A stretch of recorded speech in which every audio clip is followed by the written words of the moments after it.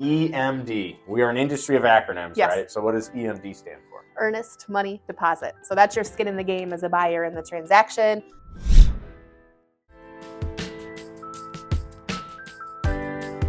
Okay, prorations.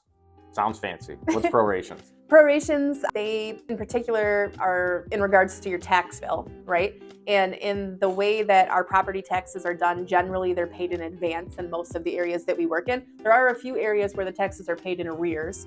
So advance taxes mean that you're paying for a future period of time, Right. and taxes in arrears mean that you're paying for a tax period of time that already happened, right? And part of the title company's job here in Michigan is to prorate those taxes, and they do that on a 360-day basis. So they take the entire year worth of tax bills, divide it by 360, and then they charge the appropriate amount to the seller and to the buyer. So you're only paying for the amount of time that you own the house for. And there are other variations of that within the contract. You can see a contract check with no tax prorations. And again, it's your agent's job to help you strategize on what's going to be the most beneficial thing for you. Yeah, and that's going to be based on your finances, right? Yeah. So prorations, anything that's prepaid. Yeah. Essentially. It can be your homeowners association dues, things like that are also prorated. Yeah, so the listing I have right now, we're selling my uncle's condo, who's recently passed. His ex-wife is my interaction, who happens to be my godmother. And she says, I don't want to pay another month of HOA bills. I'm going to be out this hundreds of dollars that I'm not going to get back. And I said, actually, we'll get back whatever you don't use. Sure. Right? And so she can still choose not to pay it and pay the late fee, and it'll just come out of the estate or whatever. The estate will pay the late fee, so she could choose not to come out of pocket with that money if she wants. But she's not going to be, just because you made the payment doesn't mean all that money just disappeared. Yeah. Right? It's just for the time in which they need to use it. For sure. I've seen it on things like a propane tank, right? It's wintertime, the propane tank is full, and the seller's like, hey, I just paid, $500 to fill this tank up, and I don't want to leave my gas behind, right? But you can provide a bill, and the title company can even prorate those types of things. I've never had propane. I'm going to do that up north, something you can learn. Every time I come in, if I sell my houses up north, I'm going to tell them I want my propane money back. Yeah. That's funny.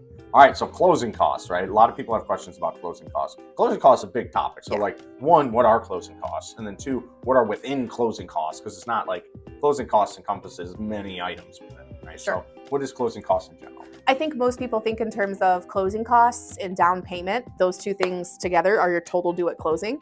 So if we set aside the down payment and we talk about what's contained within closing costs, it's those tax prorations, right? Okay. So your portion of the tax bill as the buyer or the seller that's going to be due, right? It's the fee for the title policy that you need. So if you're the seller, it's the owner's title policy. If you're the buyer, it's the loan policy that's going to cover the mortgage company. You're uncovering new terms. So what are title policies and title insurance? What does that mean? Well, the title is like the clean bill of health on the house, right? So you can know as a seller that you're handing over title that is able to be insured, right? There's no encumbrances, there's no liens, you're selling a clean property. So encumbrances would be a lien as an instance, right? Yeah. So encumbrances, so when you say clean bill of health, you mean, let's say you're buying from me, right? And I decide this contractor did a terrible job.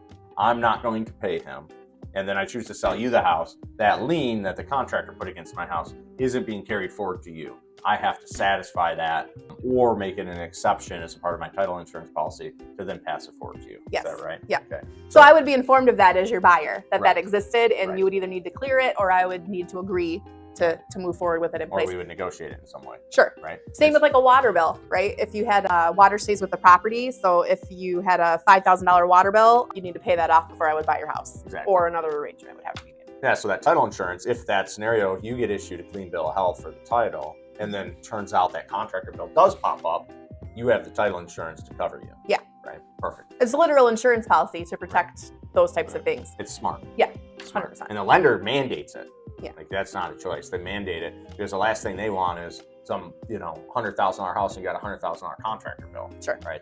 They want their money protected. Yeah. Right? So what else is in closing costs? Well, if you're the seller or the buyer, there could be some commissions contained within the closing costs, depending on what you negotiated with your agent. Yep. There could be some brokerage compliance fees. There is the setup of your escrow account in many cases. If you're a buyer getting a mortgage, the mortgage company wants to hold a cushion to cover your future tax bills and insurance bills, and they'll take a little bit of money and make that cushion for you. All right, so that's closing costs. Yeah. Right. All right, so if you have any other questions, feel free to comment below. If you have any other questions about any terms that you've heard within real estate, Chris and I would be happy to answer them for you. And we can walk you through not only what they mean, but how they apply, right? Because just a definition doesn't help. It's like, how does it show up, right? Like, For sure. where does it show up in the transaction? Like, how do I think about this, right? And we'd be more than happy to help with something like that. So go ahead and reach out. Appreciate it. Thank you.